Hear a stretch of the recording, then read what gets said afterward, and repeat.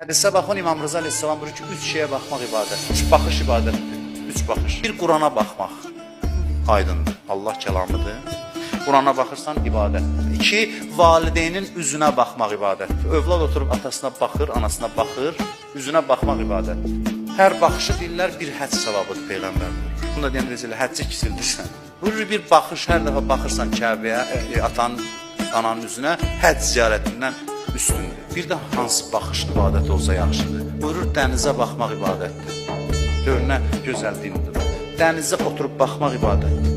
Dənizlə əlaqəsi nədir? Bunu Peyğəmbərdən nəql edir İmam Rıza Aleyhisselam. Mən bilmirəm, özünüz gedin əlaqəsini baxın ki, niyə adam oturur dənizə baxır ibadət? Allah bizə neymət verib o dənizə. Allah bizə o dənizi neymət olaraq verib, biz ondan faydalanmırıq, biz onu vermişik. Deyir ki, elə bilir ki, ora ancaq fəsad yeridir, fəsad yeri də olur. Amma dəniz fəsad yeri deyil, dəniz ibadət yeridir, bəndəlik yeridir.